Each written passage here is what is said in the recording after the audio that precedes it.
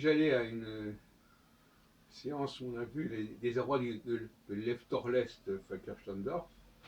Il y avait d'ailleurs en présence de Völkerschlendorf, d'ailleurs, dans la série Hors Champ, qui est organisée fréquemment au cinéma Gaumont Les Fauvettes, en 13e, près de la place d'Italie. Et je me suis intéressé à l'usage des mots français dans le dialogue allemand. Et il est quand même assez remarquable. Il est évidemment beaucoup plus faible que dans les dialogues anglais. Il est quand même important. Et il y a certainement plusieurs centaines de mots français qui sont utilisés dans le cours du film.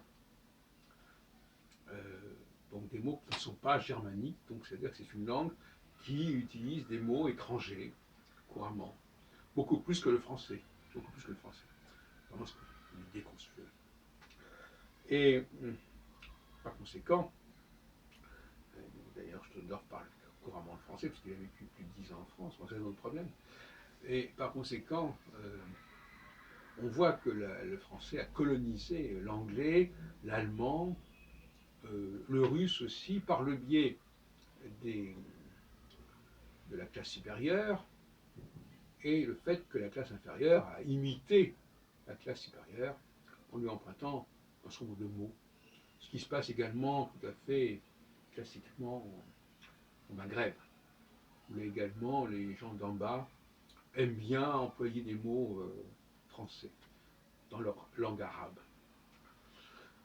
En France, ça se produit aussi dans un certain nombre de cas, mais c'est très récent et c'est réservé à des domaines très techniques généralement.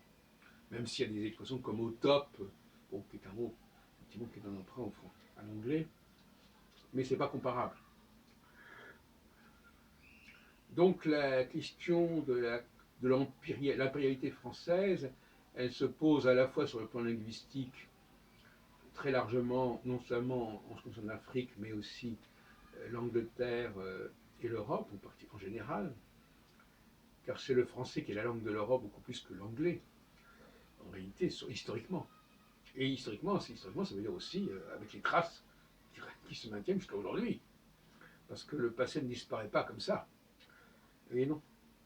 Et puis alors, le français aussi avec l'Afrique, pour des raisons également historiques, mais qui sont à la fois linguistiques, mais pas seulement, et qui tiennent à une situation de colonisation française beaucoup plus lourde que celle de la colonisation française en Europe.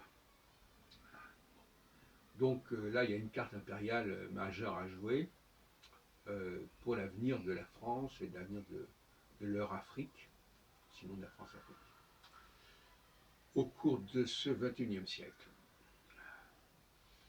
Et c'est à ce prix-là, d'ailleurs, grâce à l'impérialité, qu'on va avoir un ensemble d'un seul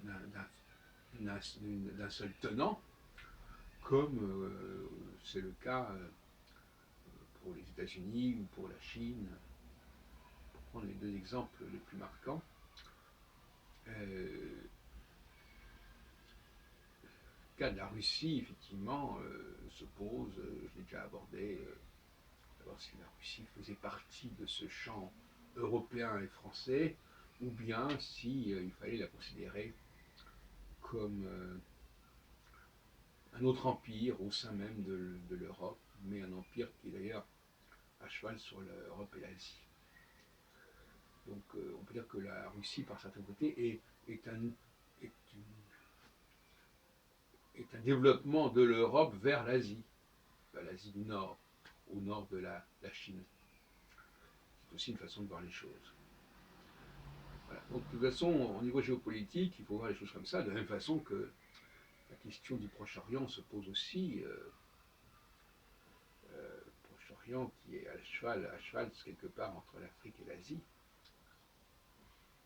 Et là encore, la France et l'Angleterre ont occupé ces régions fortement, y compris le Liban et Israël, avant la création de l'État d'Israël, on appelait à l'époque la Palestine, avec des mandats de la Société des Nations. Allô? Une seconde.